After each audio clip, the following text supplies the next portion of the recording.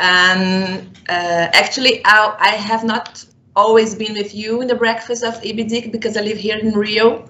So I usually join the breakfast per WebEx or any other platform. But now all of us have to do this now. We all have to join per web platform. So I would like to introduce you to our speakers of today. As you know, we're going to have a discussion about mediation and construction disputes. And I'm very pleased, very glad to be here as mediator, as moderator of these discussions. My name is Fabiane Verçosa. I'm a member of IBDiC. As I said, I'm living here in Rio. I'm a partner of Carvalho, Machado Timm Advogados. And I'm professor of FGV, Fundação Getúlio Vargas, in graduation courses here in Rio, and also in post-graduation courses.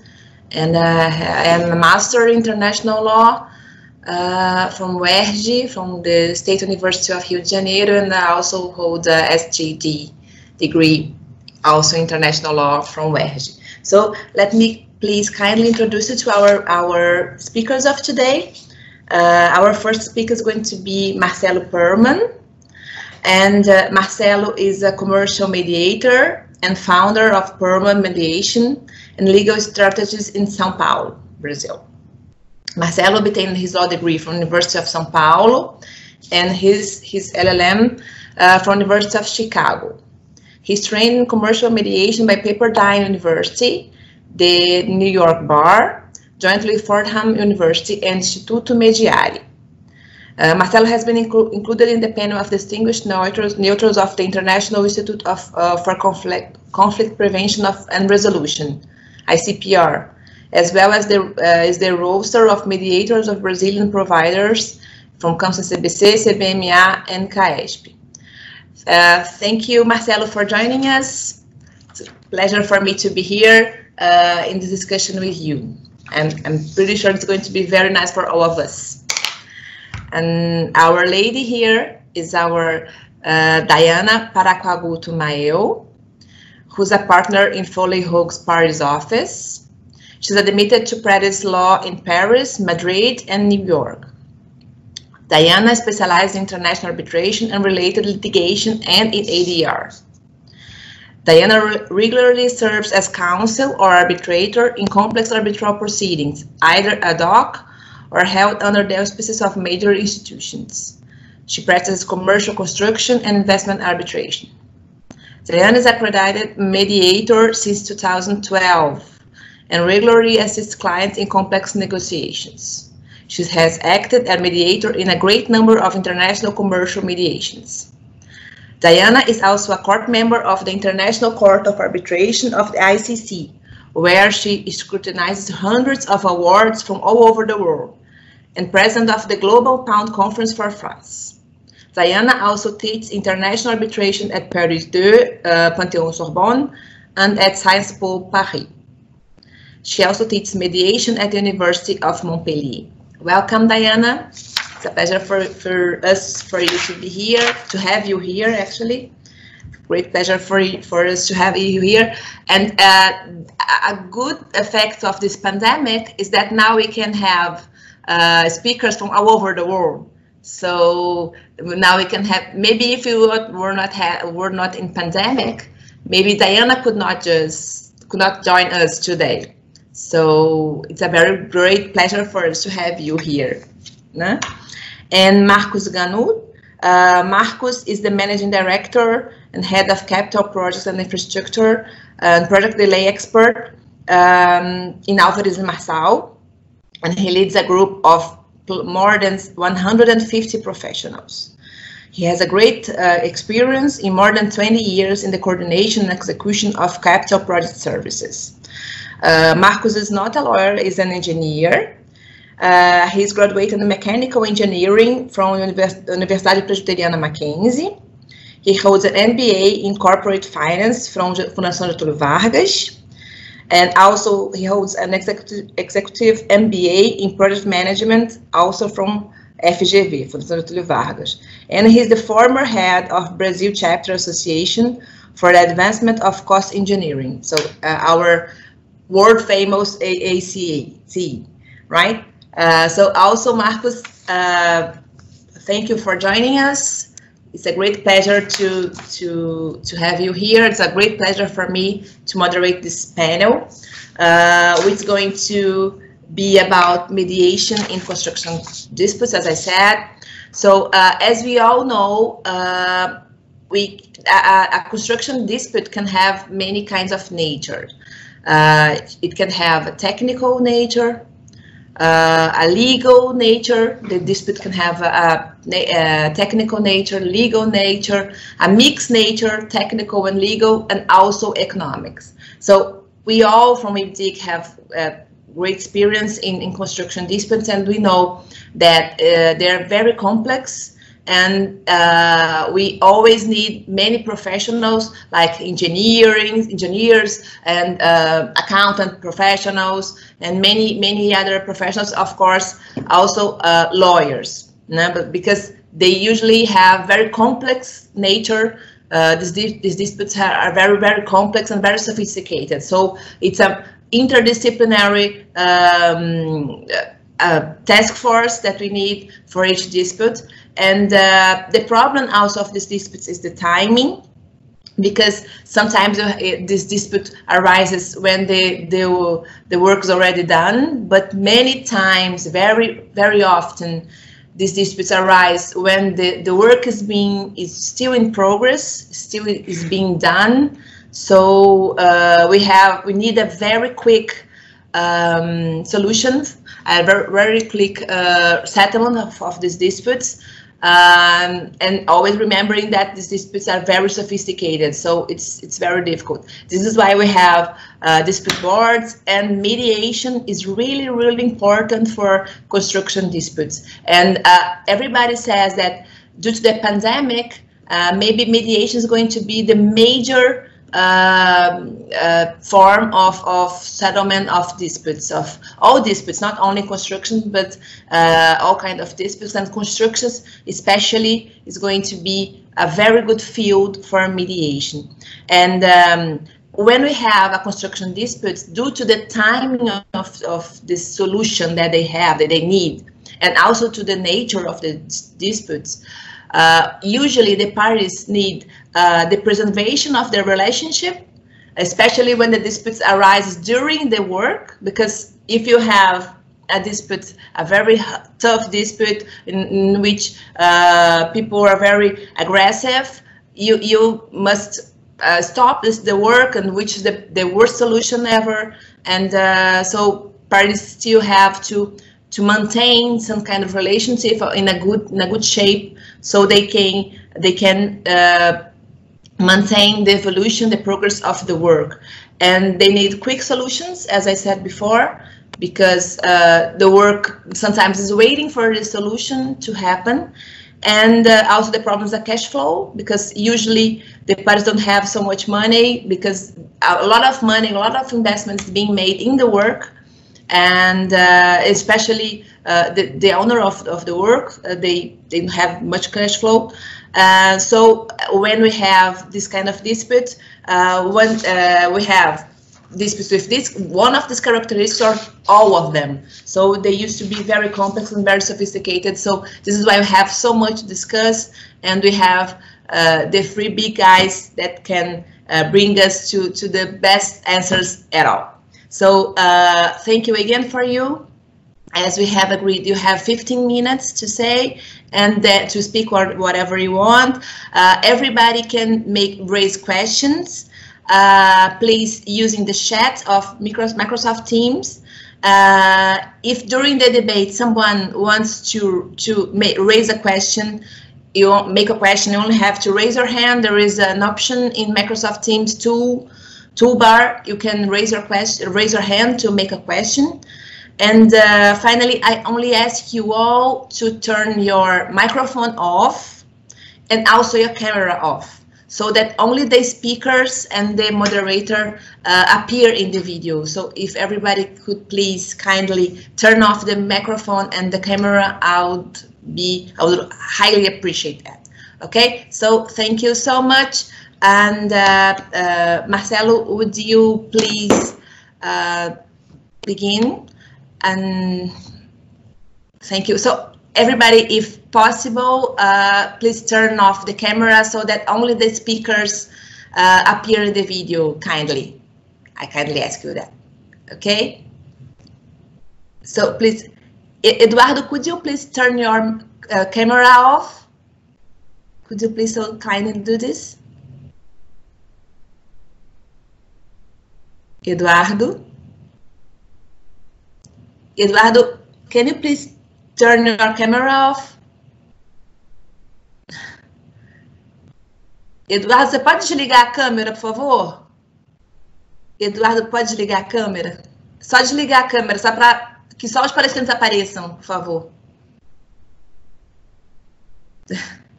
Well, if you don't mind, may we move on? May we move on? Okay. So please, Marcelo. Well, Fabiane, thank you so much. I appreciate the invitation, and also would like to thank Leonardo Toledo and Gustavo Scheffer for the invitation. It's a pleasure to be here together with Diana and Ganut. So let's get started. My idea within these first 15 minutes is just to give a general overview of my impressions on the matter. We'll have a chance, hopefully, to get deeper into the different topics. So I'll just sort of go through a number of issues that come to mind when discussing mediation within construction disputes, right? So as Fabiane says, we're looking into mediation from the perspective of an industry, the construction industry, which has several characteristics that need to be considered, right? So it's subject to economic cycles, it's extremely competitive, there's always a pressure on margins, projects are complex, so there's always room for errors within the scope of a contract, and there's a high cost for remedying those errors in general. There's also, as you've well mentioned, Fabiane, there's a need to keep the cash flow going, and also an incentive or a need to keep construction work going. So especially when claims arise during the life of the contract, right? So so within that sort of framework. Now, the first point I want to make is about the basic assumption I believe there should be for a mediation to take place. So obviously there should be a conflict of any type of different nature or a number of conflicts regarding defective work or plans and specifications or delays or cost overrun, property damage, etc., scope of work, site conditions. So something of that nature comes to be, and the premise potentially there is that both parties have an understanding, at least a basic understanding at a certain point of their strengths and weaknesses pertaining to that conflict, and they have something to lose out of a protracted dispute, right? So based on that, one would assume there should be a willingness in principle to settle that dispute. Obviously, the terms and conditions of that settlement, there will be potentially a large difference in expectations and perspectives from the parties, but there's a willingness in principle to get rid of that dispute because everyone has something important to lose. So the typical reasons within that assumption, potentially for a mediation to take place, is that either a party wants to accelerate a cash inflow, or the other party might want to avoid a cost of interest, for instance.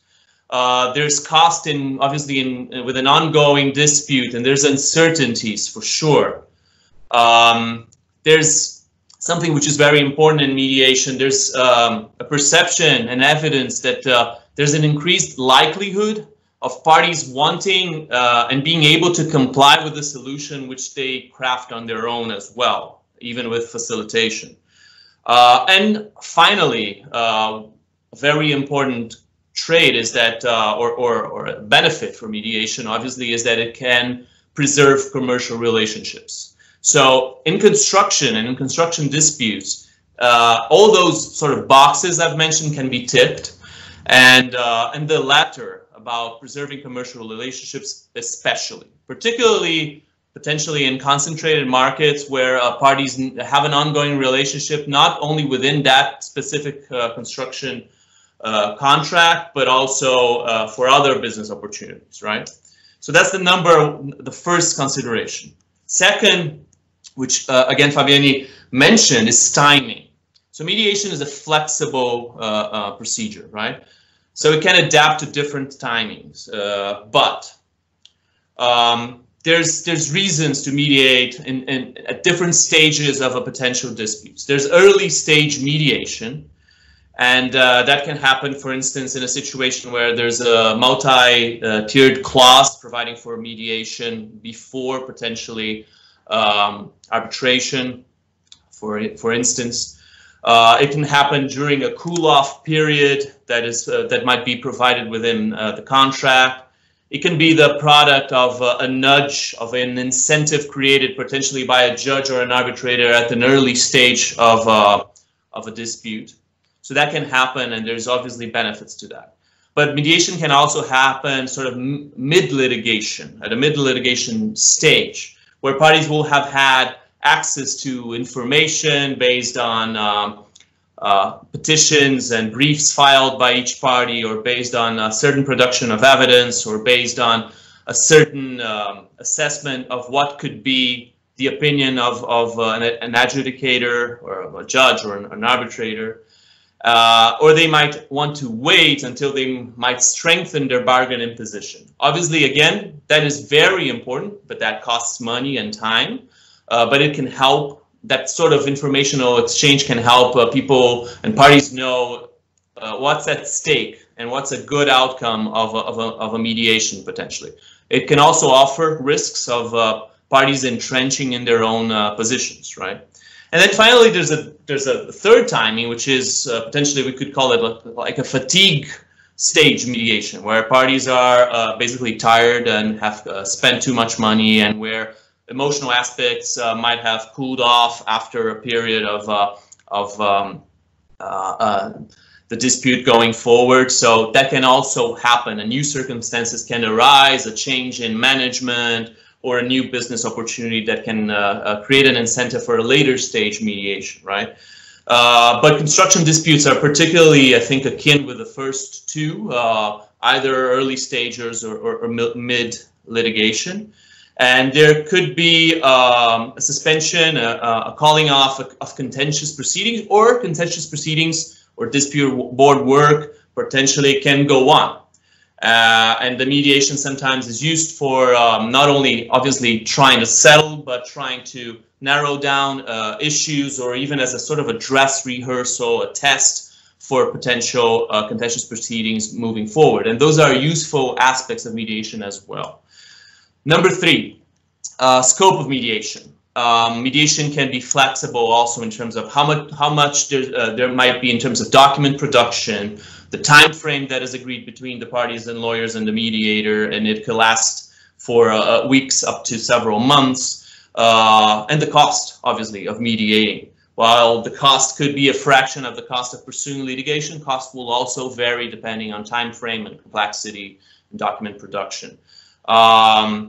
As obviously, again, as Fabiana mentioned, construction mediation is usually technically grounded. So there's a balance one should try to keep between sort of an expert assessment one might be wanting to seek out of mediation, as well as basically the facilitation of dialogue and negotiation between the parties, which are experts themselves and know about the dispute potentially more than any third neutral would ever know. So that's also potentially a premise to take into consideration. And then going into the scope of mediation, one can discuss, and we can go into that later with a bit more detail, about the different sort of styles in mediation and what can work better for construction disputes. whether facilitative or evaluative. So facilitative, as the word will indicate, the mediation where a mediator will refrain from expressing much of an opinion and potentially just work out of helping the parties on their own in terms of coming up with potential solutions and room for negotiation. Whereas evaluative mediation, there will be certainly an increased level of opinion sharing by the mediator, which could carry weight and could help the parties move forward with a settlement attempts, right? And there's degrees between those, and they'll vary. I mean, a mediator could assess and could convey an opinion on the merits of the case, but potentially a mediator will be only evaluative with respect to assessing the interests of the parties and what is in their best interest, or even coaching them in terms of negotiation techniques. So it could vary quite a lot, and form is as relevant as content, meaning that an evaluative mediator won't necessarily hand out an opinion, but could, in a sense, also work with the parties by just bringing out provocative questions that will convey an opinion, but in a sense will help them come up with their own perceptions as well. And so, in any of those styles, one of the main issues is that a mediator should be an agent for reality check. Even if by asking provocative questions, a mediator can help the parties check out their strengths and weaknesses by really posing difficult questions. Then also with respect to the scope of mediation, one thing that comes to mind is how to choose a mediator. So people will look for subject matter expertise for sure. People will look for track record. People will look for cultural awareness. And then again, the nature of the dispute is important in determining what mediator will be best suitable for that case. If the construction dispute is more grounded on legal or economic or hard technical matters, but also consider the characteristics of the parties, whether there's cultural differences, there's a difference or an imbalance in business acumen, and how strained the relationship might be after all those claims and misunderstandings. Will help out in terms of determining what kind of mediator one wants, because having an ability to deal with strained relationships could be very important, and as important as having a certain expertise, right? As I've mentioned, there could be a full settlement coming out of mediation. There could be a partial settlement coming out of mediation. So mediation can work to remove excessive noise from the dispute. Once there's potentially a sufficient list or materiality of claims that can justify mediation, if a full settlement cannot be achieved, then at least the dispute can be narrowed down, and that can facilitate the continuation of litigation or a contentious proceeding. And also, because there's a narrowed down list of issues, it can even increase the likelihood of a good quality ruling on that. So the mediation helps in that. It helps exchange information, at least on the reasoning and the expectations of the party, and it can even improve relationship between the parties based on the principle of agreeing to disagree, and that can help out in other sort of non-disputed matters in their ongoing contractual relationships to move forward at peace, in a sense. Difference between, number 5, difference between mediation and negotiation. We can go into that. I won't go into much detail, but there is a big difference. Negotiation is always welcome and very helpful, and should take place. Direct negotiation should take place, can take place even during the mediation proceeding. But there's a role for a neutral facilitator, which is not only, I mean, obviously helping out in dealing with a strained relationship, but also the facilitator, if the parties have trust and confidence in the facilitator and the mediator can access certain private, confidential information from each side and assess whether there's an overlap of interests that the parties wouldn't have assessed on their own, because they wouldn't have exposed certain vulnerabilities of their positions or interests they might have. So the mediator helps out in bridging that gap, and actually has a sort of a privileged position in terms of seeing whether there's a zone of a possible agreement, ZOPA, without the parties potentially being able to see that on their own, because they will have withheld information. Number 6, mediation versus contentious proceedings. One point to make is that one thing is not necessarily replaces the other. On the contrary, I think these are interdependent and complementary dispute resolution methods. There's not as much of a likelihood of settling through mediation if one cannot assess how a contentious proceeding, how an arbitration or a judicial proceeding would move forward, and what are the chances of losing or winning. So lawyers and parties deal with those methods sort of in parallel. Either there's an ongoing contentious proceeding or a potential contentious proceeding that is necessary to create the right incentives for mediation to be successful, especially in a complex environment such as the one of construction contracts. So contentious proceedings will give the parties a better understanding of what the alternatives they have compared to the settlement that is on the table and what's their fallback position. So that's essential. And then last but not least, I think the final point I wanted to make is how to get mediation off the ground, how to make it happen, especially considering in Brazil where the market is still potentially somehow at its early stages.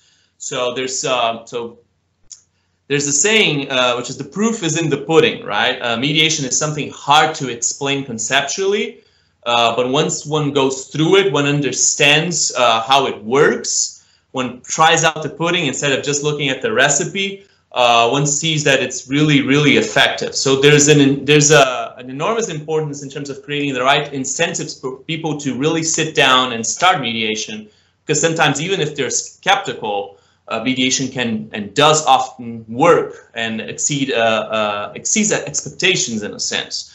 So there's an element of how to persuade counsel and parties to engage in mediation, how to persuade the other party without conveying vulnerabilities potentially, and that can be done by trying to make it as concrete as possible, having conversations with mediators about cost and time frame and what the step plan would be, having multi-step clauses or mediation pledges, interviewing mediators. So there's a number of practical sort of tips that can be used to get it off the ground, get it out of just the paper and put it in reality. So I think that's an important thing to mention as well as a final point. And I'm not sure whether I've exceeded my time, so we'll make sure to discuss all these or other relevant issues, and I'm curious to hear the other speakers.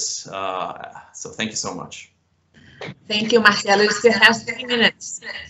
Okay. Okay. You want to use it? So I'll give up on them so that someone can say smarter things. So thank you so much. Yeah.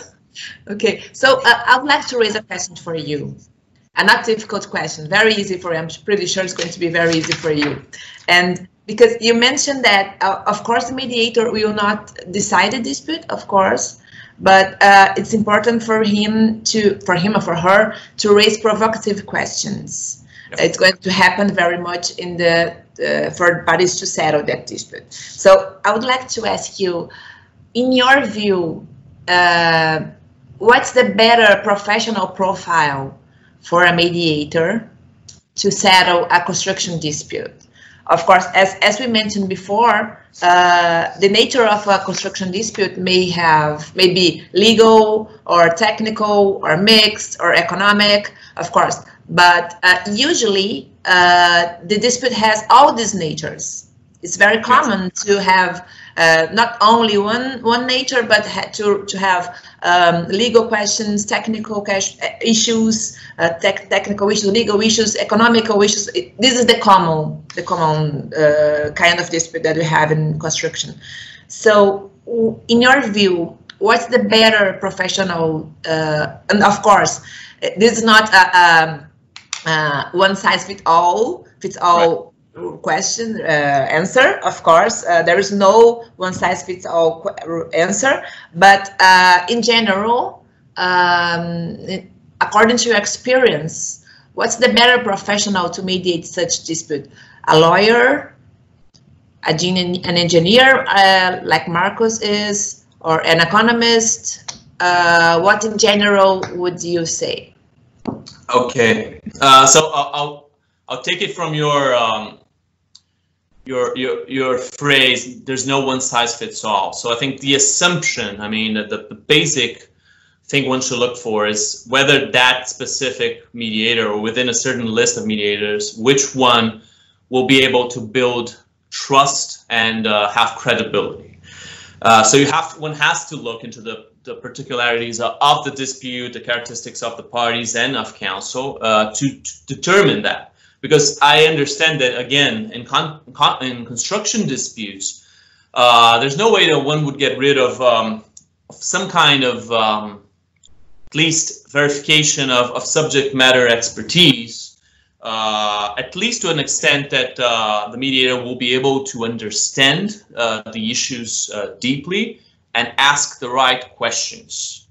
Because the mediator won't decide, as you've mentioned, and potentially will be limited in how the extension of how he or she will deliver his or her opinions, but that doesn't remove the necessity or of having some kind of expertise, and that goes into legal expertise for sure as well. But again, there's all sorts of possibilities. There's possibilities of mixing up different profiles and dealing with co-mediation, which is something we can go into later, which is very interesting for these types of disputes, could be very interesting.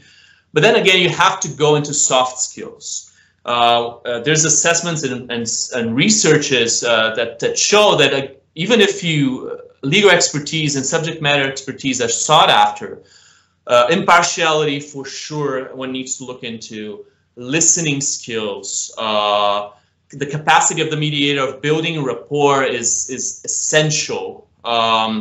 Patience and perseverance and stamina, creativity and flexibility, good negotiation skills. So there's all sorts of other qualities of a mediator that need to be looked into, because a dispute can be resolved on many different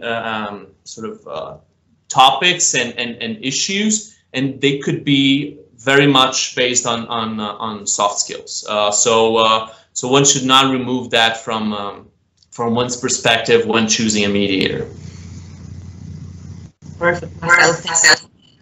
Thank you so much. And it's important to say that it's a lifetime for someone to have all the skills, patience and listening, and to be a good negotiator. So sometimes I think that one of the problems of mediation in Brazil is that people think it's very quick. In a very 2-day course of mediation, you become a mediator. It's not like this. It's a long time for you to build all these skills. So, and we all know that we have very good mediators in Brazil, and I'm pretty sure that you and Marcos are some of them. And of course, people who are good mediators, they have a lot of experience in practical issues, in real life disputes, and a lot of study.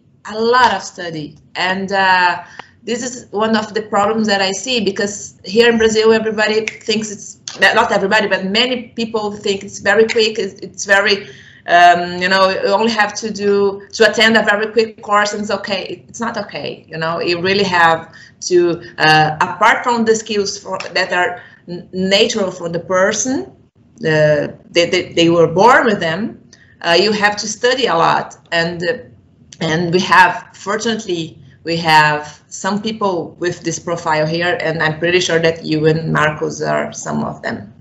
So thank you very much, Marcelo. It was really great for us, especially for me, and we're going to move forward. And I kindly ask you, Diana, to share your knowledge with us. Thank you.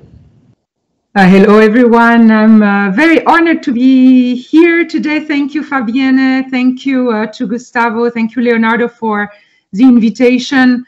As you mentioned, Fabienne, if it were not for the pandemic, I probably would not have been able to join you today. So again, I feel very much privileged. So I've been asked to address the issue of mediation and construction, but from the perspective of a counsel.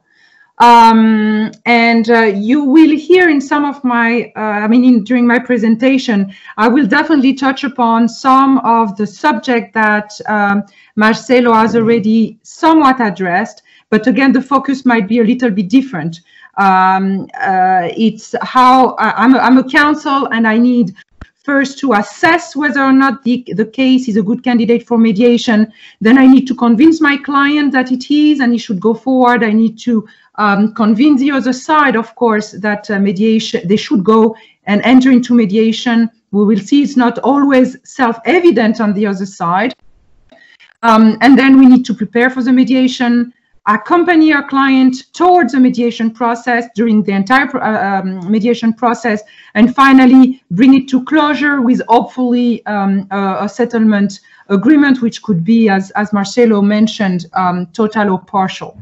Before I enter into a little bit of the details, I just would like to make sure that we talk make sure that everybody is on the same page when we talk about mediation, because as you know, there are different meanings in different parts of the world. Mediation is actually still in the process of identifying a worldwide accepted definition. So when I'm going to talk about mediation here, I'm talking about an extrajudicial dispute resolution process, which is structured. It's a structured negotiated process for resolving a conflict, and which is guided by a mediator, which is a neutral third party. And as Marcelo mentioned, the mediation can function in several development stages of the conflicts.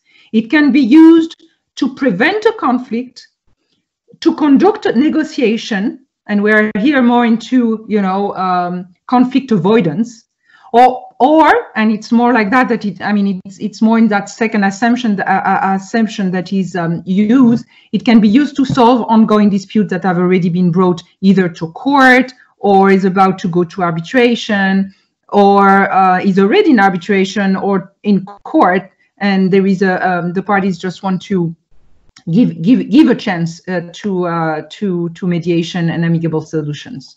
Of course, the adjective is as important as the noun. You've heard about facilitative, evaluative, problem-solving mediation. Those are different shades of or types of mediation, and we will be able to talk about it maybe a little bit more in detail. So mediation advocacy skills. What is so special about being a counsel in mediation? The mediation process is indisputably different from other dispute resolution process, like, for example, arbitration or judicial trials, where a third party makes a decision. And the familiar adversarial strategy of presenting your strongest arguments, very partisan arguments, and attacking the other side's case may be effective when each side is trying to convince an arbitrator or judge to make a favorable decision. But in mediation, including, of course, in the context of a construction dispute, there is no decision maker, only a third party helper, and the other side, which is certainly not neutral and can often be quite hostile as well. And ultimately, it is with whom that, with that third party, that, with the other side, that you will have to agree on a settlement. So the adversarial approach to representation is actually totally counterproductive in such a setting. Instead of advocating actually as a zealous adversary, what you want to do is advocate as a zealous problem solver. And we will enter into a little bit more detail. But you are actually serving the interests of your client if you try to solve different issues. Try to take a step back from a position, a hardcore position, and enter into a discussion with interest. And the counsel has a very strong role in that process. So in a mediation setting, as a counsel, you need to be, first of all, a very good and effective negotiator. And that means using your reasoned negotiation skills. So you need to have been trained in negotiation. The second thing is that you need to be proactive all the time. You need to be able to enlist the mediator assistant. And that means that you must know what techniques he uses and when you think it could be useful to move forward the interest of your client. And of course, you need to plan your representation so you advance your client's interest, you overcome all the impediments that are actually blocking the settlement, and you share any necessary information while also minimizing, of course, the risk of exploitation. Because what parties actually can be wary about when entering into mediation, when they think they might go to litigation or to arbitration, that they are fearful that they will have to share a lot of information, way too much information that can actually be used against them in the adversarial process later on. So as a counsel, you need to be very wary of that and accompany your client, know what to share, when to share it, and what precaution, of course, to take when you share those information. And of course, I mean, your role I think it's actually pretty understated, but the role, because oftentimes attorneys are a little scared of mediation, thinking that it's going to take billable time away from them. In reality, I think we need to really emphasize the importance of the role of a counsel in mediation. The role is essential during the entire process. First, you are the one who will assess which cases are suitable for mediation. Secondly, you will approach the other lawyer about using mediation. You need to know what needs to be included in the agreement to mediate, what mediators would be good for your case, what information you need to share and when, what you should include in your submission. Oftentimes, I mean, mediation is used in very complex cases. We are talking here about construction disputes. So there is a lot of usually of submission prior to the meetings of mediation. And again, there you need to be very strategic in the tone, strategic in the information, strategic in the arguments. How do you prepare a mediation representation plan? Here we go back to the negotiation skills. You need to have a clear laid out plan for getting to a settlement agreement that means as many interests of your client as you can. How do you foster the interest of your client? So how do you get there? What tools do you use? And of course, lawyers need to evaluate the client's legal case. And that's I think is key. And you have to be very honest with your client using what we call a decision tree analysis, meaning you really want to assess the true value of their claim. Marcelo was mentioning this reality check. Of course, a good mediator will definitely act as a reality checker and provoke the parties to make them admit the weaknesses of their case. But as a lawyer, you also want to play that role in preparation to the mediation so that you have a truly credible BATNA and you know how far you can go in the negotiation and when to drop it, because sometimes it's just not, it doesn't make sense to continue negotiating if you can have a better alternative, a better alternative, either going to court or something else. So when you begin your mediation, when you meet your client, as soon as you meet with your client, maybe it's a client that you already have and you know very well for a while, he knows you too, we actually like the fact that you have an appreciation for alternative dispute resolution tools. then the work is of course facilitated because already you speak the same language. But sometimes it's a new client who comes to see you, and then you have to be immediately a problem solver. When you first meet your client, you have at that time right away, you have to try to educate your client about alternative processes, gather information that is relevant to assessing whether to use mediation, and of course probe for what we call substantive and procedural interest of your client in using mediation or arbitration or another way of solving your dispute. And finally, you need to understand the impediment to a resolution. Why is it that the parties have come to you with a dispute that they haven't been able to solve so far?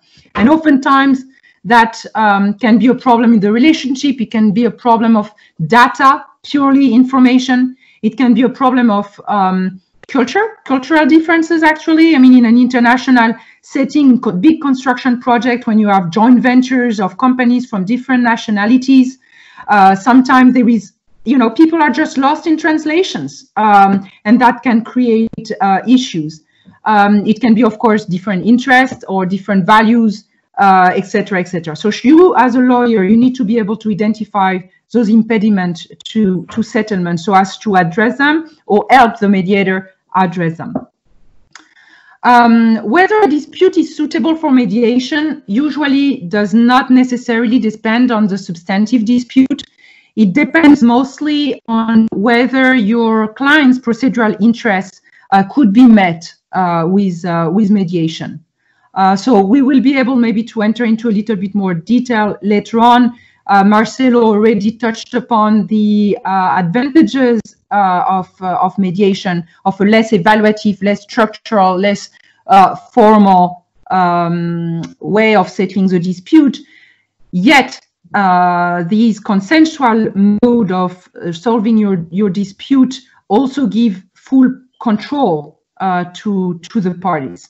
And I think that's essential as well in the setting of construction disputes where the relationship are ongoing and the project is ongoing mostly, and the stakes, the financial stakes are usually pretty big.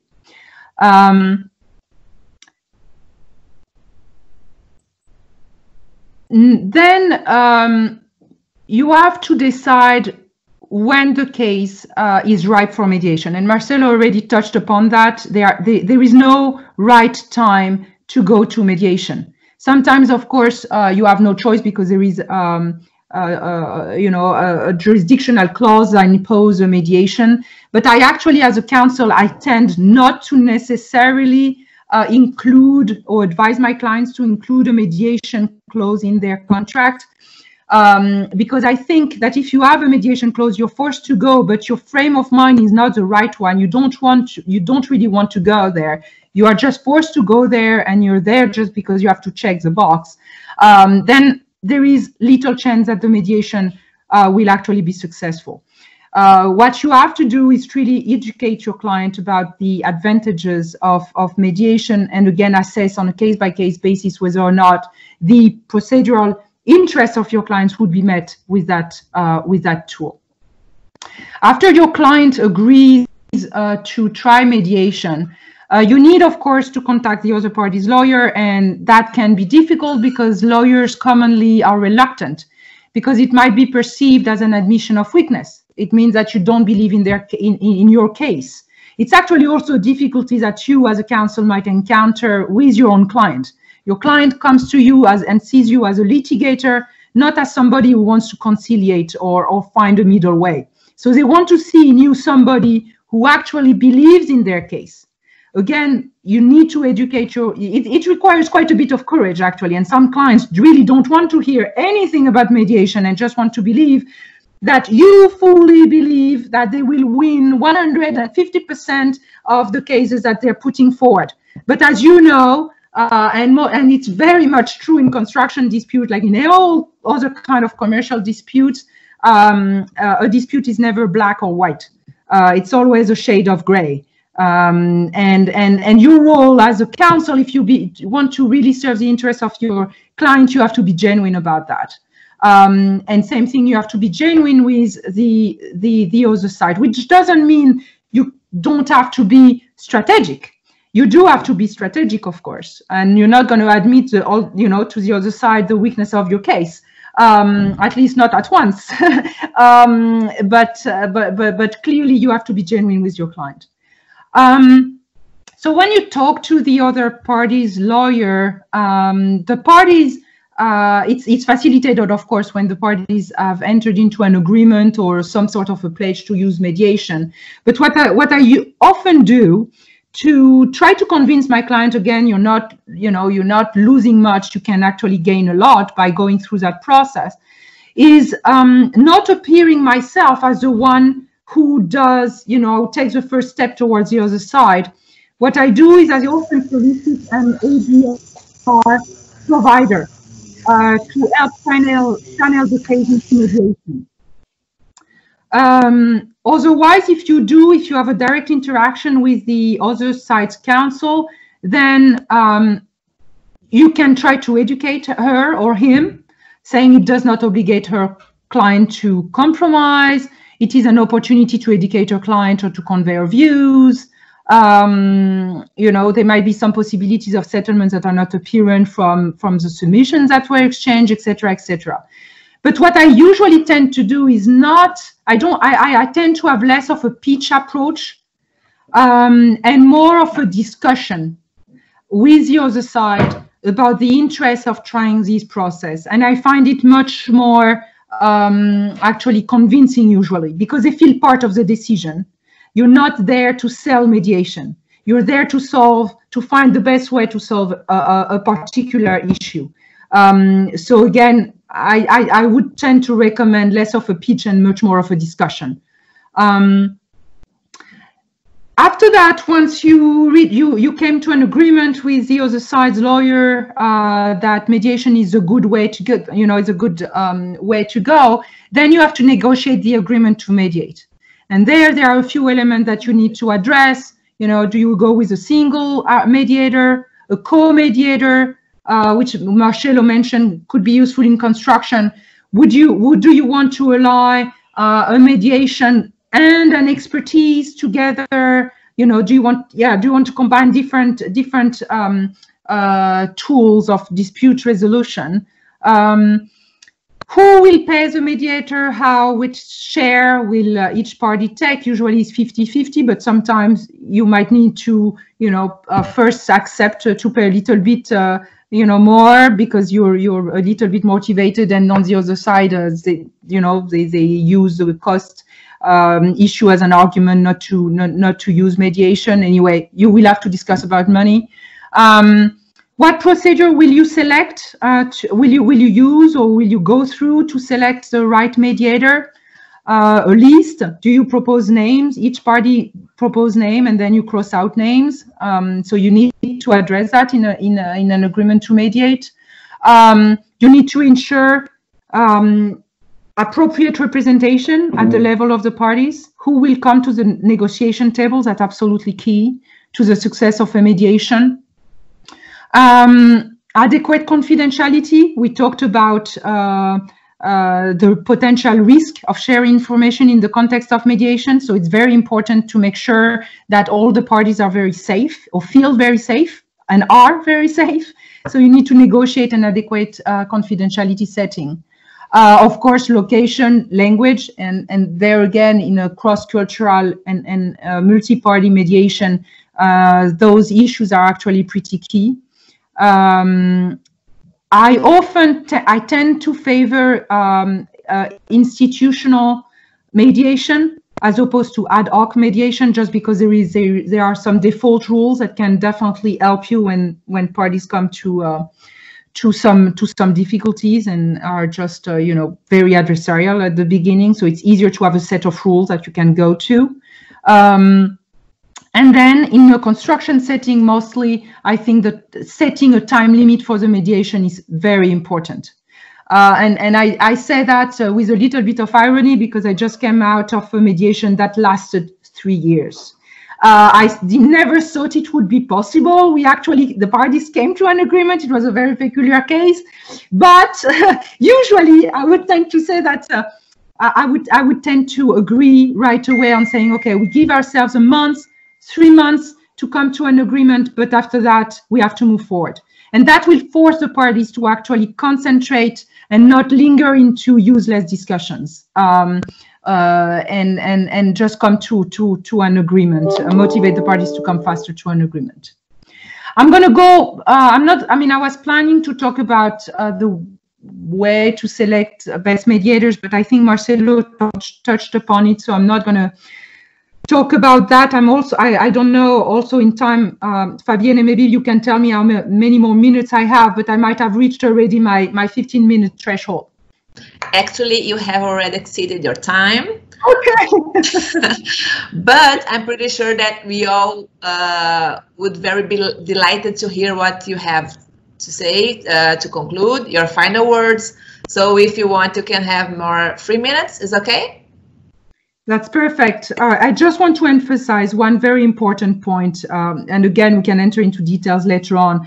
But the key to success for mediation, when you are a counsel, preparation, preparation, preparation, the 3 Ps. And that, of course, you have to prepare, you have to decide who should attend the mediation. Of course, prepare your negotiation. Identify what is your BATNA, identify the interests that you need to accommodate, identify the impediments I already mentioned that need to be overcome.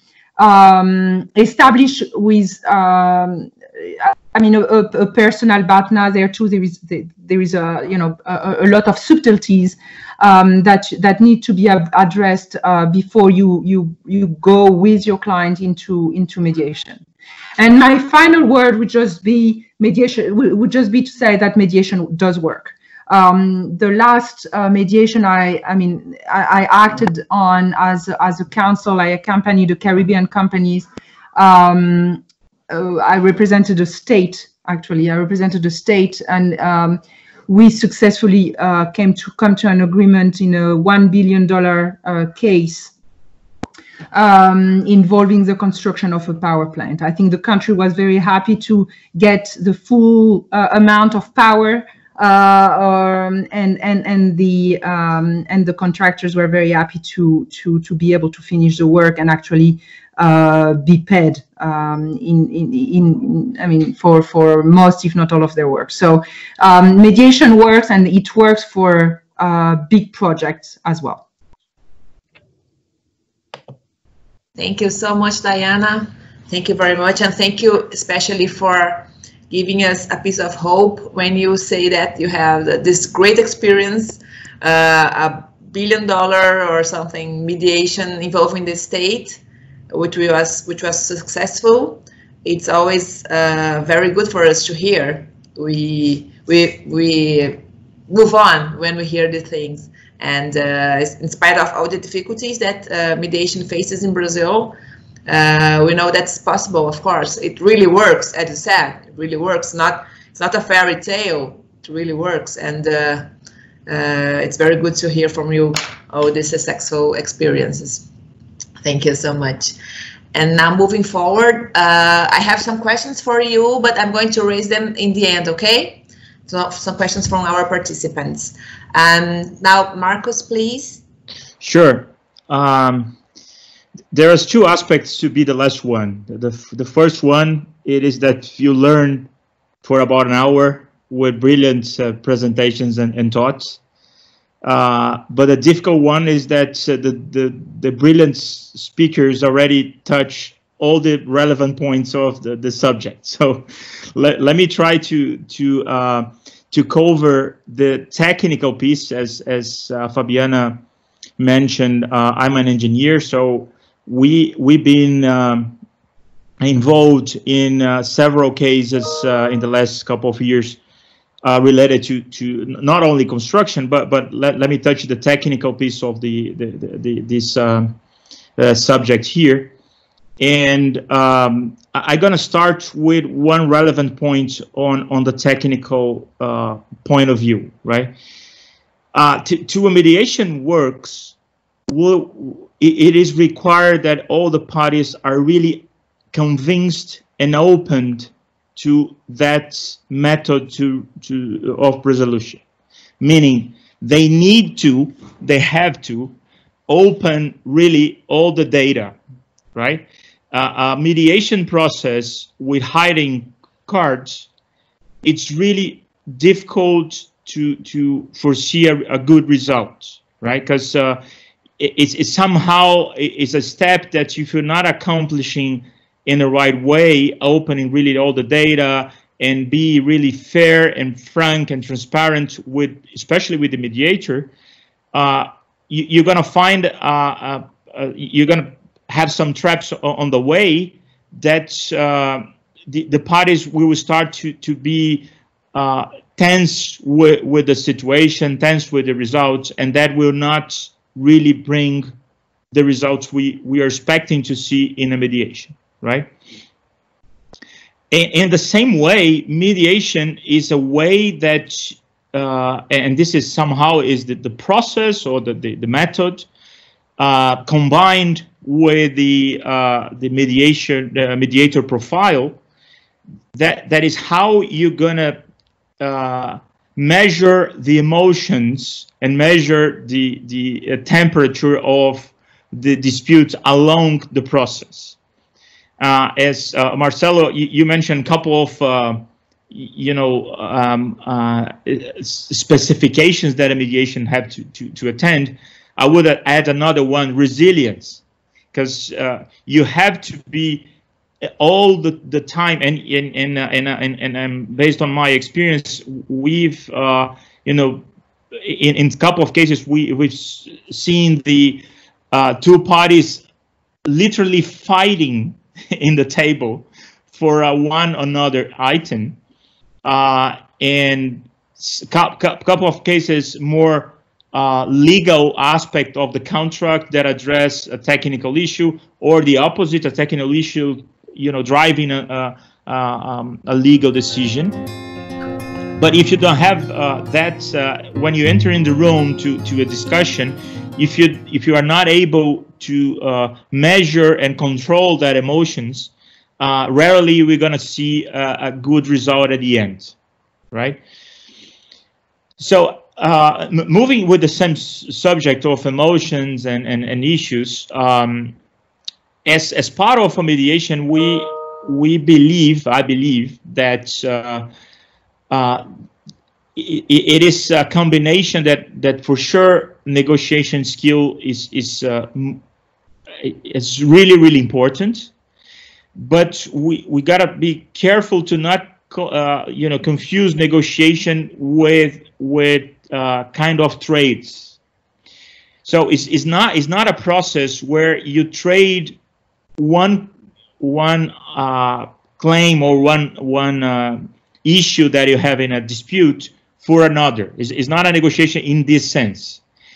I believe really that you have to have a deep analysis, fact-based analysis that allow us to come up with a scenario, but not based on only an opinion of the mediator. And this is, Fabiane, you mentioned one important point, and I'm not judging no one on my comments here, but many people think that the mediator, it is someone that is able to sit in a table and find a commercial solution for an issue.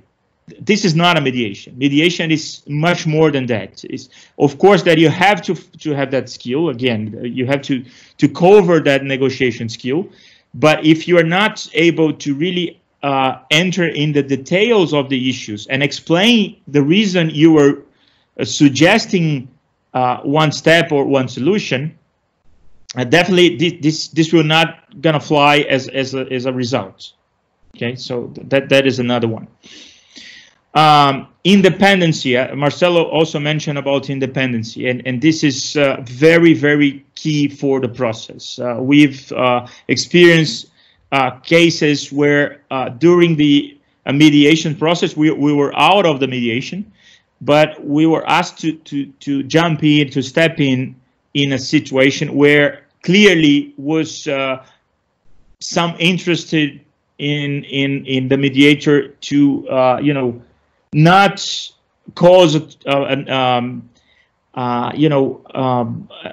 good taste for one of the parties, and that is somehow is affecting the way the result is going to be, and it's a crucial that the mediator thinks as an independent party, really, despite of all the results, despite of all the interest, it is what it is. It's a fact-based analysis with a method, with a technical piece, with a legal piece, and finally with the results. But that another party that could read the report would reach, if not the same, really close to your opinion. If you have a very personal opinion on that will cause trouble, and we're going to find, a space that we're not going to reach the agreement. So one curiosity that I have for all the speakers and you, Fabiana, here, the experience we have with mediation up to now, it is really a step before a litigation, meaning no one that signed, and at least for my experience, no one that is signing the mediation process is signing a binding case. So we've been experienced cases where the mediation is really effective. I can remember a case that we couldn't reach an agreement. Of course, some of them we had a partial agreement and a small piece going for an arbitration, but that allowed the relationship, allowed the project to keep moving, the relationship to keep the original status. Of course, that is never the same because you still have an issue at the table. But anyways, it's the two parties can survive and keep going with the project, with the relationship, right? But no one is willing to sign that the final result of the litigation is a binding decision. So this is another aspect that is my experience, but would be great to hear opinions of Diana and Marcel as well.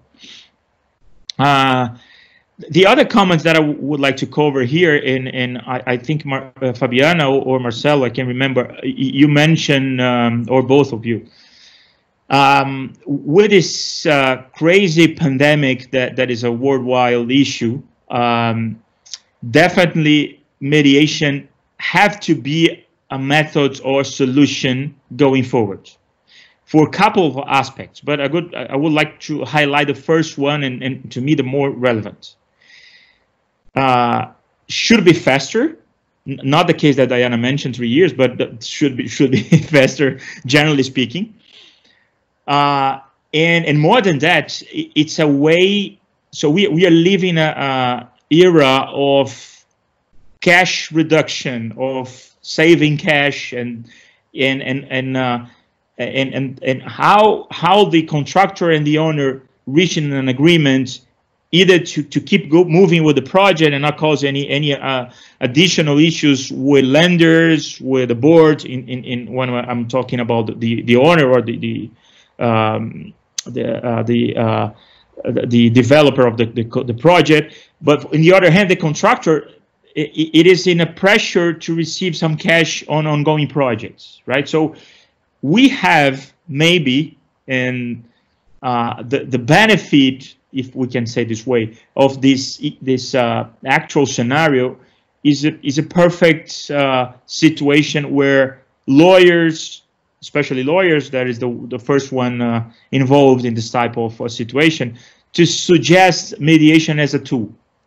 Because we're gonna, I believe that, and we experience a couple of cases that clients are really trying to clean the agenda with the contractors, or contractors trying to clean the agenda with the owners, because everyone is looking for a future where they have to keep the relationships, where they have to keep their money, they have to collect the money in some cases.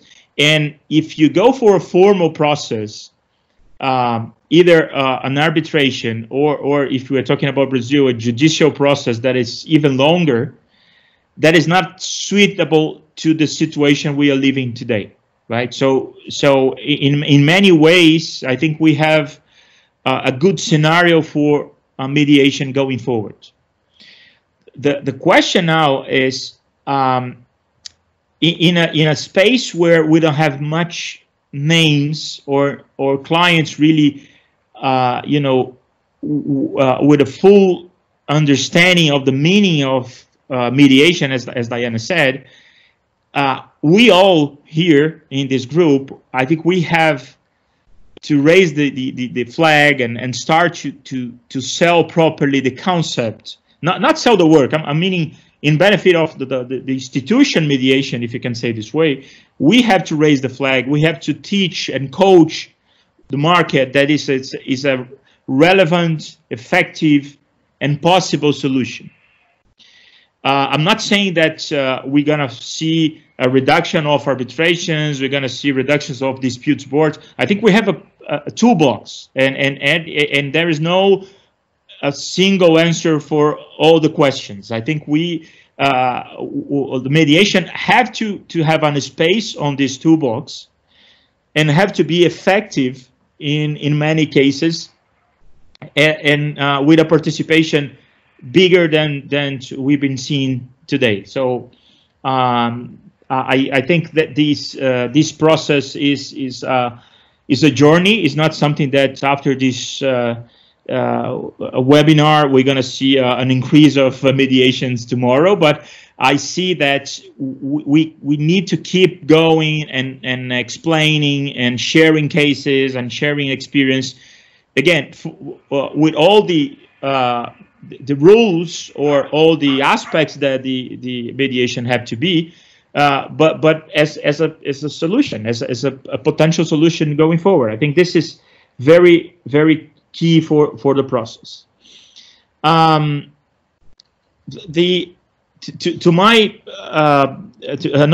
important, I would say more than concept, but a concern here is to, and this is also a challenge for dispute boards in my experience, is to find the name. I think this is usually you have to have a mediator to mediate a solution to find the name, because it's somehow it's crazy clients fighting to find the right name, and again, because when you finally convince the client that the mediation is a solution to move forward, we come to another discussion, that is who is going to be the mediator, and this is a long process again. Interviews, understand the CV, understand the nature, and understand the skills, understand past and relationships, understand the company that you are involved. So there's several aspects here that is to me is a challenge to this process. I'm not saying that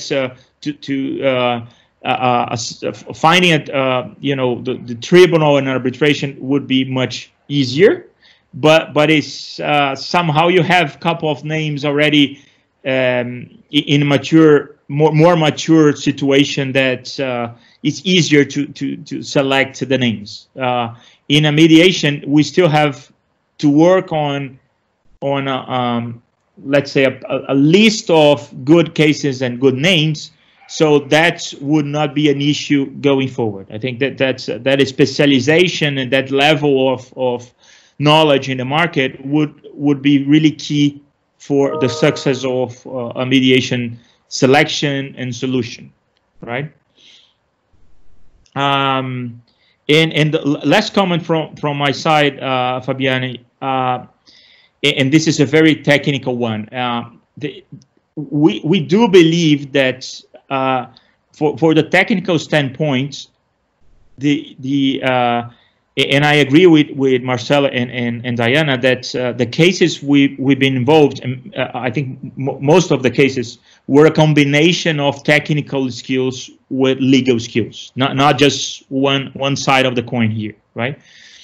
But speaking for the technical piece, where I can navigate much more with details, I don't see really a relevant difference of how deep you're gonna go in the technical aspects. So if you are talking about an arbitration or litigation, the group involved have to go really deep on the technical pieces, so we can have a good and a common sense decision. Let's say this way, because if you are somehow, you know, shallow on what you are looking to, the mediation we're not gonna fly again, because you're gonna be lost in a situation where the technical teams start to discuss, the temperature is going too high, and you are not able, being shallow with the analysis, to enter in the discussion and find the right space for an agreement. So I know that construction disputes are usually long and very critical, but you have to pay attention for all the even the small item. It's sometimes you have, you know, 1 day delay that is causing an issue because of rain or because of, you know, a strike or whatever. That does not represent a huge problem in a case, but somehow the emotion is there. So you have to figure out that emotion. You have to solve that small item, and maybe you are unlocking the whole process for the process. So this is the ability of negotiation. It's the ability to how to conduct a negotiation, a mediation, sorry. But again, knowing the details, knowing the nuances of what is happening, and having that with a good perception, I think there is a couple of entries that you can unlock the whole situation and calm down the discussion and finally find a good solution, which is what we are searching here with mediations. I pause here to questions or comments from my colleagues.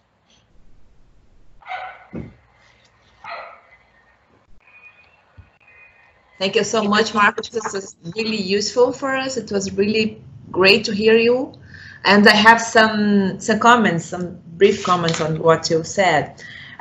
You were saying that you are not raising a flag pro mediation in benefit of the institute, in benefit of mediation itself, or only of benefit in benefit of mediation itself. But I really think that when you encourage people to go to mediation, exactly in this moment that we are living, you are doing it in benefit of everybody, especially because the companies, many of them are broken, and we have a very challenge now because we have to move forward, and everybody is facing problems. Almost everybody is facing problems, especially the companies.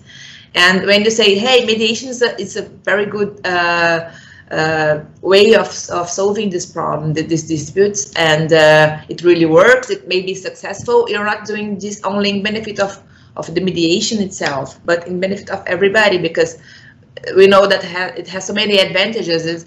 It's cheaper, it's faster, usually. So it's not, I really don't think you should worry about being a very supporter of mediation only because you're doing it in benefit of everybody. I really think so. And you were saying about how difficult it is to choose a mediator, and sometimes you have to hire a mediator to find the name of the mediator that's going to help settle this dispute. And I remember that I was as a counsel in a construction dispute involving 12 parties, and we had to choose a mediator. It was a single mediator. It could not be a co-mediator, co-mediation. It had to be only one So with 12 parties, imagine how long it took to find a person. Of course, it took months for this mediation to happen, to actually start. So it's really difficult.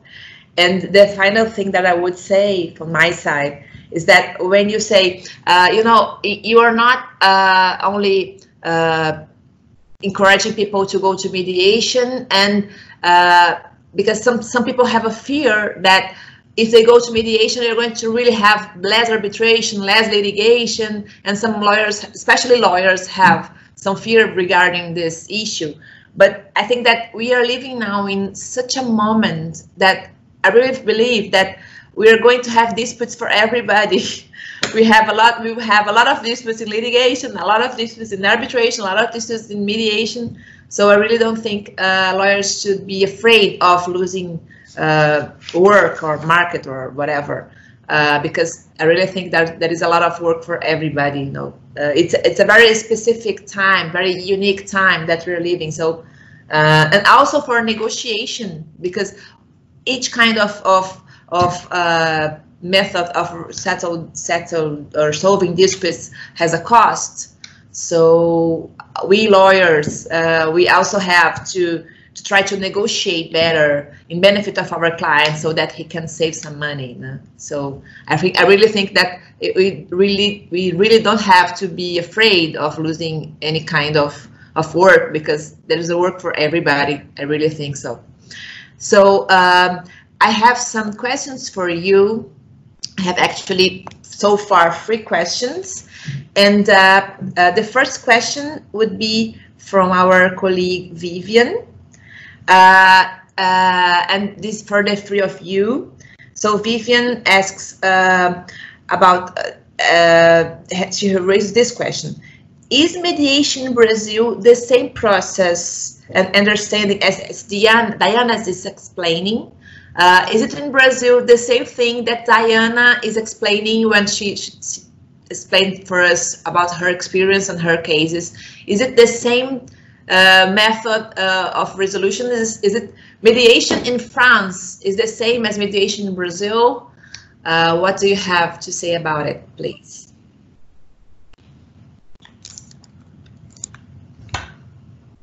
So I can start with that. The answer is should be. So I think the process is pretty much the same. But Diana mentioned one really important aspect earlier, because and it will not depend of geography. It will depend of the culture involved. We can have a mediation here that is a international or a large corporation with a Brazilian contractor, or a Brazilian owner and an international contractor, or you have in Latin America a Spanish contractor with a local owner, or you have the government in contractor. So depends of it should not depend of geography, should depend of how the culture fits with the model. And again, the mediator have to understand that culture, so you can drive properly the conversation among the parties involved. I think that's my view. Not sure if you, Diana and Marcelo, if you agree with my point. I fully agree with you, Ganut. I think what I was referring to is that under the terminology of mediation, we find, unfortunately, too many things, at least, I mean, in France, but I think it's true as well in other places.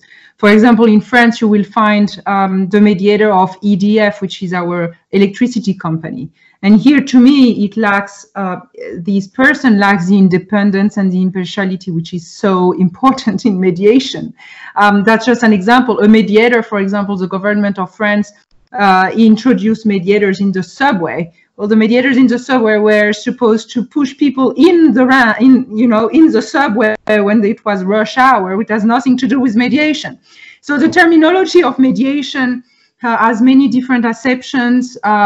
Also, we talk about mediation when in reality, maybe what we have in mind is more conciliation, meaning we have a little bit more of, you know, it's a third party independent, but who would potentially more quickly than in a traditional mediation propose a solution. I guess in my acception of mediation, although you can have facilitative or evaluative mediation, the mediator at first may start facilitative and end up recommending a few things, but doesn't start with a mandate to propose a solution to the parties. So I was referring a little bit to that, but I fully agree, Ganut, with your statement regarding the importance of culture. I think mediation internationally is practiced a little bit differently. There is not one manner, one way of doing that is better than others. But for example, I can speak for myself. I was trained in London with CEDAR. In London, they don't use much the plenary sessions. The mediator uses a lot caucuses, goes from one room to the other, and, you know, is the vector of the message. But the parties don't necessarily, often at least, confront each other. In France, I'm also accredited at the CMAP. In France, the expectation is to the contrary, that the caucuses are used exceptionally, and plenary session is the norm. So when you are acting as a mediator in an international setting, I think you need to be aware of what the parties expect, and you need to clarify what parties expect from, you know, the first meeting that you have with the parties. Or as a counsel, which was the perspective I was talking about earlier, you also need to know, you know, what would the other side, what is the expectation on the other side? Of course, you try to understand what's the expectation of your client. It's easier, but at least what's the expectation on the other side, to try to find, you know, a common ground, common understanding, at least on the mediation process, what it is, you know, what to expect basically during the process, because that can throw off some parties. And I know I had some explanation to make in circumstances where just parties didn't have that discussion before, and I had to explain, you know, and actually I'm flexible. I think mediation is a very flexible process, and you need to adapt according to what people would want, you know, what the parties need first and what they also would like you to do. I'll just... Thank you so much. Do you want to add something, Marcelo? Yeah, I'll add on top of that. I mean, I agree with everything which has been said. I think the matter here with mediation in Brazil and adaptation of other experiences abroad to Brazil, again, being it's cultural, has to do with conveying information of lawyers and parties being aware of mediation, being aware of the needs and benefits of mediation, and going through the experience. And in terms of the culture, I mean, there's a couple of things that are often sort of spoken about, such as, well, we have in Brazil a particularly like a belligerent culture, an adversarial culture, more than other countries. I'm not sure I buy into that. I think, and again, in the development of the commercial mediation practice in other jurisdictions, that was brought up as well. And I think there's resistance and there's belligerence everywhere, and it's just how that type of belligerence works and how one sort of bridges the gap between being, for instance, a wonderful, great trial lawyer towards being, as Diana put it, a problem solver, and dealing with the toolbox that Ganut mentioned. So I don't think that's particularly an issue. Also, people would say, well, disputes in Brazil tend to be very emotional. I also don't buy into that being essentially different from other jurisdictions. It's just that emotions in Brazil are conveyed and expressed in different ways, as they are in other jurisdictions and cultures, but they are there. They do exist in a certain way, and they have to be dealt with and addressed and considered. So, for instance, communication in Brazil could be more indirect than in other places. So using questions in a mediation could be very helpful, and more assertive assessments can be left to later when confidence is built with the mediator. So there's these types of differences. But yes, the procedure tends to be sort of within the same sort of framework. And so, for instance, just 3 examples that come to mind. Again, Diana mentioned about the time frame of the mediation. I think there might be a tendency in Brazil, because of the origin of mediation in other practice areas, to have these mediations without a time frame kind of predictability in a sense. And that might not be helpful. Working with at least a psychological barrier, like a deadline, can be very powerful in terms of people knowing that we're going to go through this until this stage. We're going to have this mediation session, and if we walk out, the possibility of a settlement might be there the following day, and a lawyer can call the other and settle, but it might be gone from the table. So if you work with that kind of possibility, it helps reaching settlement. So that's one of the things that we can, in a sense, tropicalize for Brazilian practice in a clearer way. Also, the matter of about the mediation clause. I hear what Diana has to say. I know there's a risk in actually bringing parties too early in the process to mediation, where they're gonna just want to tick the box and move forward with litigation and waste sort of the bullets. Sometimes if the mediation is unsuccessful, it reduces the chances of people going into mediation again within a certain time frame in the same dispute, because the first experience may not have been that good. So I understand the risks that the clause brings. On the other hand, in Brazil, because people are not that used to going to mediation in every single dispute, there's an element of actually there being an incentive, and even in our culture, a mandatory kind of disposition in a contract that helps out. So if you're talking about a construction contract with parties from different cultures, there's a risk of having your own client going into mediation too early, but it's possible that it's useful to think about, well, this could be helpful for the other party. If it's a party in another culture that is not that used to going into mediation, this could help have that party go into mediation, at least try out in the beginning and see if it works. And then third point, again, a very interesting point about the joint sessions that Diana mentioned.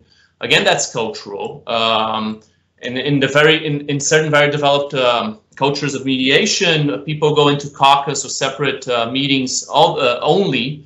But again, yeah, in Brazil, for instance, it could be useful to go into joint session and give the parties and the lawyers the possibility to vent, to sort of have their day in court, to speak their minds, because that can have a healing effect as well of being heard.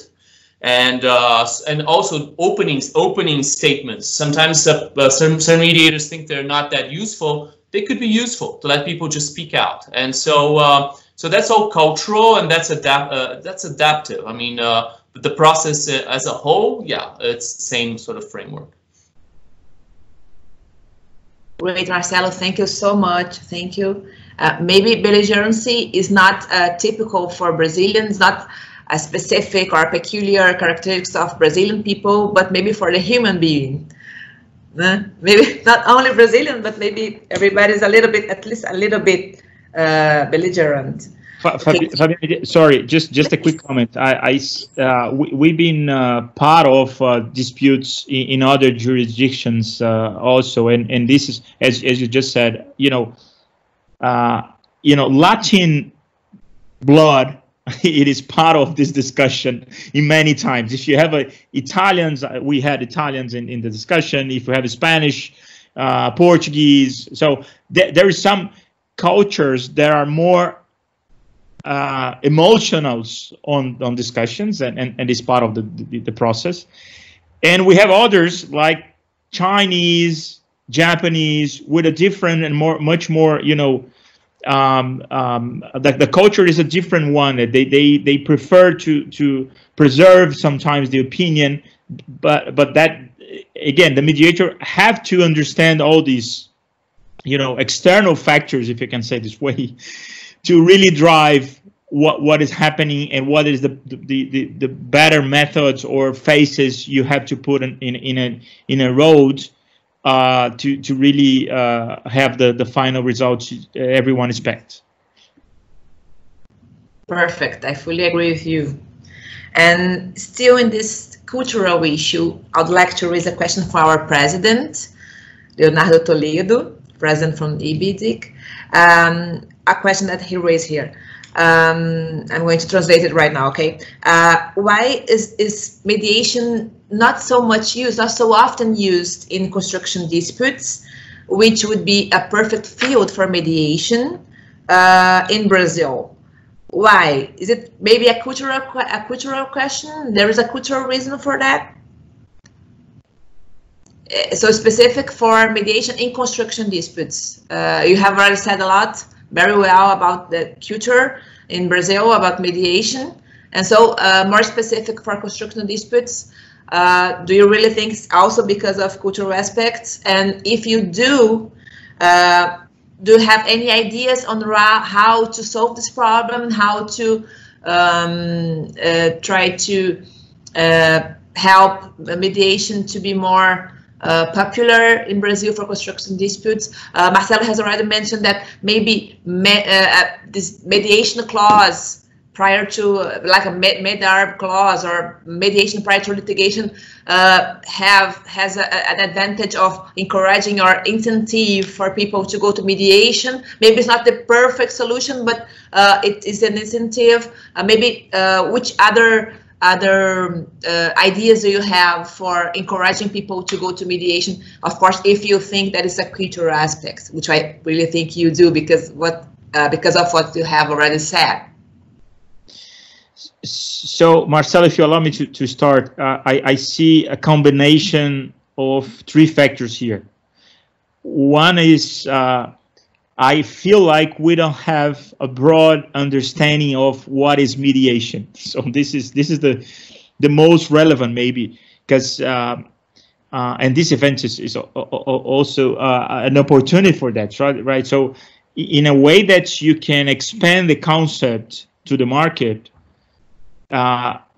we're gonna see more companies willing to understand and willing to use as they understand the concept. I think this is the first one.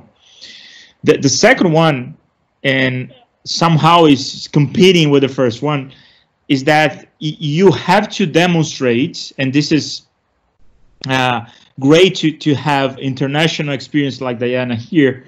When you look at historical results of mediation, that can somehow be a good argument to demonstrate the efficiency or effectiveness of mediation going forward, right? So one is to know what is mediation. Two is to prove that it's a good tool. And last but not least is the culture one, is what you mentioned. I think the companies tend to wait to the last minute where the relationship is really fragile, and maybe you're gonna not find the right, let's say, spirit to atmosphere. The right atmosphere for that, maybe. Yeah. Yeah, I agree with the three factors that Ganut has mentioned. Just thinking about solution or ways to put forward mediation in a construction setting, I guess, or also explaining potentially why mediation is not more used in a construction setting. I think there have been a lot of FIDIC contracts that actually includes dispute boards instead of mediation, for example. And I don't think it's, I don't think it's bad. I think dispute boards work very, very well, very efficiently as well. But mediation could be used as well a little bit more. So one way of pushing forward mediation could actually be to introduce it into contract types of contract, model contracts. And include mediation as a way to force it a little bit more. And yes, as I said earlier, that for sophisticated parties who know what mediation is, then having a mediation clause doesn't necessarily help. I mean, for example, Airbus does a lot of mediation, uses a lot mediation. Thales uses a lot mediation in France. Those are big companies. They are very sophisticated. They don't need a provision to go to mediation. But I agree with Ganut as well, and Marcelo, I think it was Marcelo who was saying that maybe it's good to try to force a little bit the end of parties to try mediation. And again, maybe in a construction setting, it could make sense to introduce just provision. Who introduces the provisions? Well, the lawyers, of course, so we need to educate lawyers. I think it's very important to add mediation classes in law school. It's very important to have continuing legal education that includes mediation in bar association. And it's very useful to have the kind of events that you're hosting today to really introduce this tool, which is very efficient, to other professionals.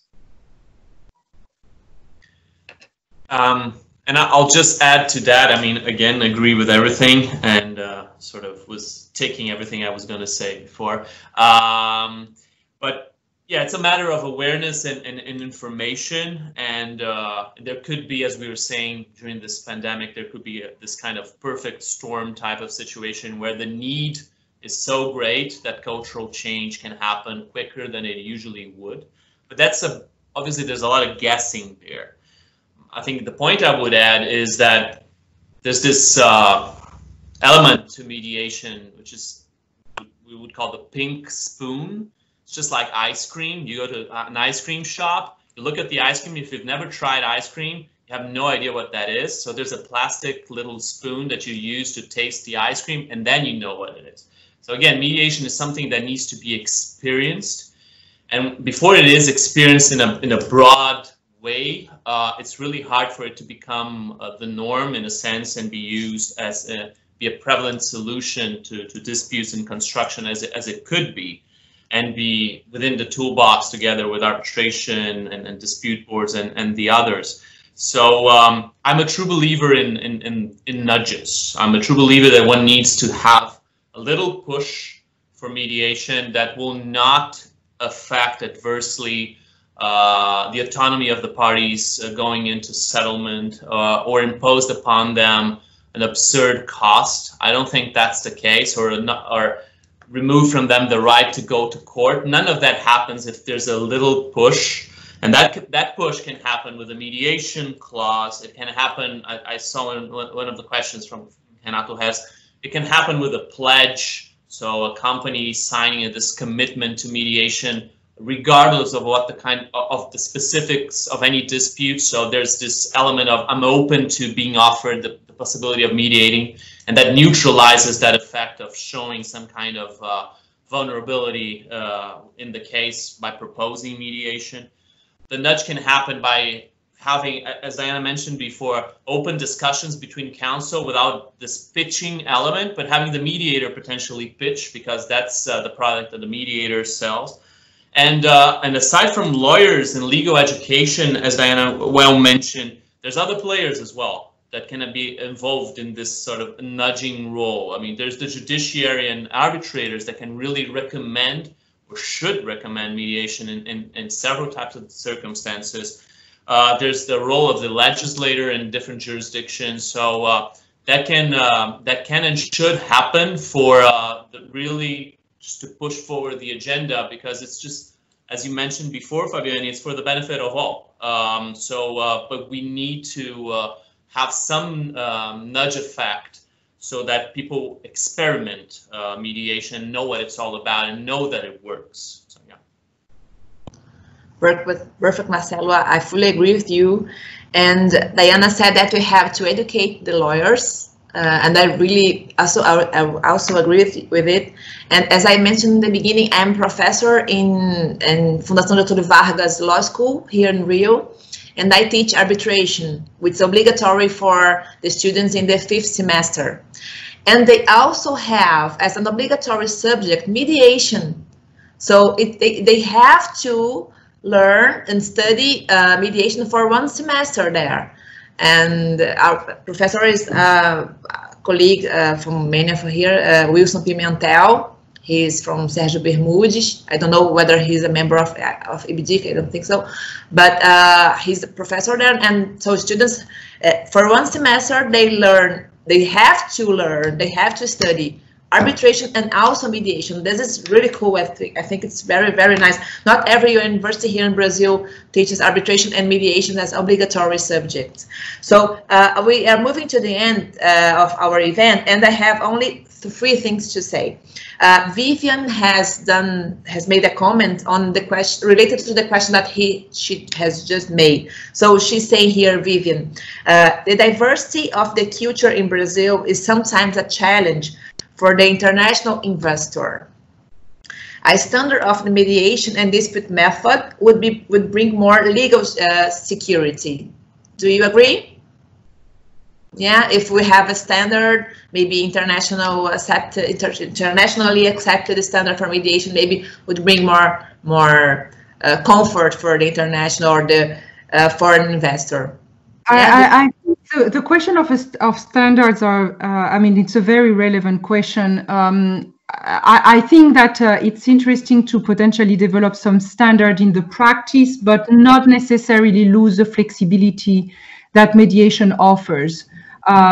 Mediation is a very flexible tool, and that's the key of its success. So what you would not, I think it's better to encourage an open discussion among all the parties about what the process should be for that particular case, as opposed to necessarily agree on one size fits all, because that doesn't exist definition. Now, in terms of other type of standards, yes, I mean, it's interesting, and it's a question that is being actually right now explored by the mediation committee in the IBA, and I know that Gary Binberg is actually with us here. Potentially, he might be able to tell us a little bit more about it. But it's an initiative that the IBA is working on in the framework of the Singapore Convention.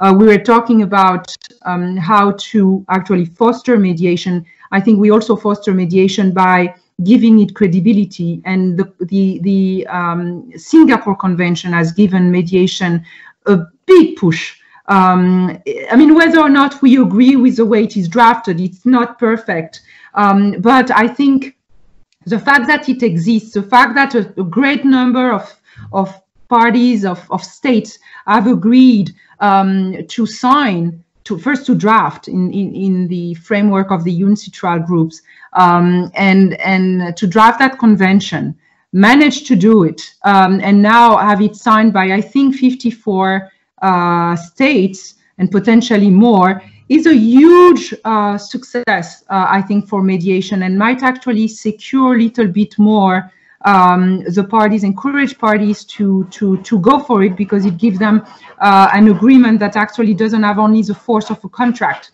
but can potentially be enforced and recognized a little bit everywhere as a little bit akin to what is done with the New York Convention in the arbitration setting. So I think we just have to continue, pushing for that tool. I do believe it's developing. I mean, I've been in that field for a little while. France is probably like Brazil. It's not a country where there is a lot of mediation if you compare it to the US or to the UK or to other even Latin American countries. As I understand, Argentina, for example, has mandatory mediation, and it works quite well. France is not like that yet. I've seen in the last few years a definitive change in perception, and people are more willing to try it than before, and more people know what it is, which is a great thing. Great, Diana. We only have some minutes left, and we have 3 questions from our colleague Renato Hertz. I'm going to begin with the last one, which has all to do with what you have just mentioned. So Renato asks, do you think if Brazil signs the Singapore Convention, the feeling on mediation by the companies would change? Should I repeat? I can try to go into that. everything helps. It builds awareness for sure. At the stage we are in Brazil, I'm not sure it's a game changer, but I don't think there's a silver bullet in this game. I think there's it's just we need different incentives coming from different places, and so we it certainly helps. It would certainly help. Great, great. We have to the Marcelo's example, if you allow me to use, Marcelo. Please. We have to have more ice cream stores and more advertisement saying that the ice cream is delicious. That's it. Great. So the two other questions from Renato. Considering that the new normal will probably force us to live together with the ups and downs of COVID-19, how do you evaluate the power of mediation in settling the going on of disputes? One mediator covering the whole contract period or starting a new mediation at each environment change? Should I repeat? Do you want me to repeat? No. No. Let me start again. So again, I feel like we have a perfect momentum now, as we're gonna have back and forwards of the issues along a construction case, and with a requirement to solve that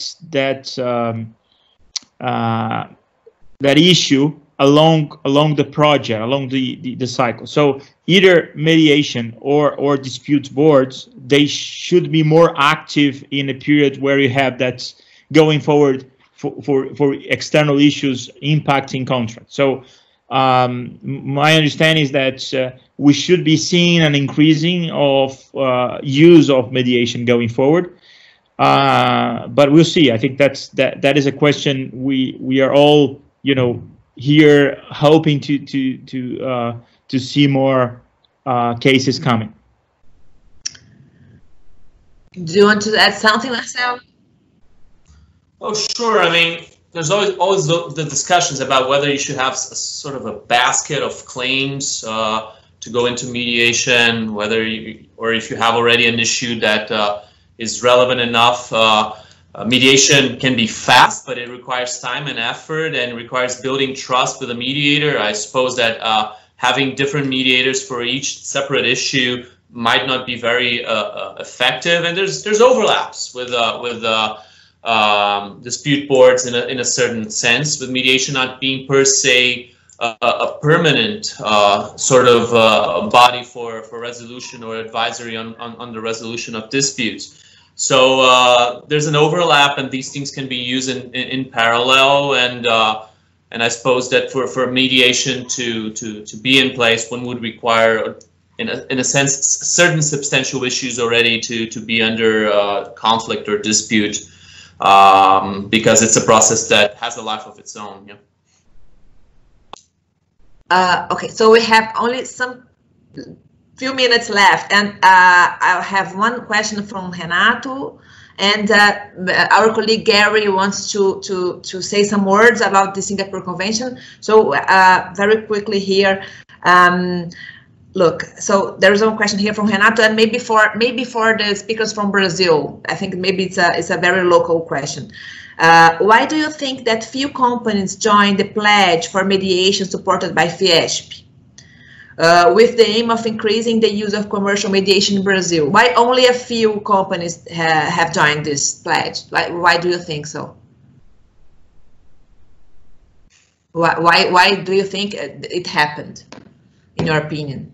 I would guess, again, probably information and awareness, and how mature the agenda might have been when there was push for this pledge, but I think it can be a very fruitful effort, and I think the CPR has an example of a fruitful effort in terms of having pledges in place, and they do help in practice in terms of bridging the gap, in terms of saying, well, counsel on the other side might be resistant, or the party might be resistant, but that specific company has signed a pledge So there's ways to approach the company in a more neutral way and have the company consider going into mediation. So it's very helpful, and I'm totally in favor of the efforts.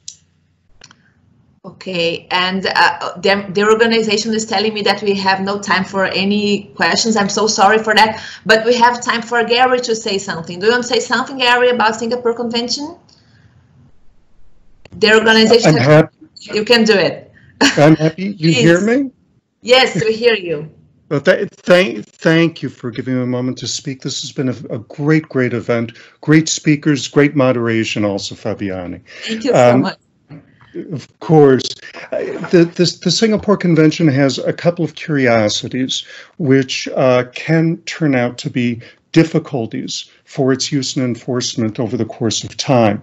Among other things, it's a very fascinating document, of a very important step forward for global use of mediation.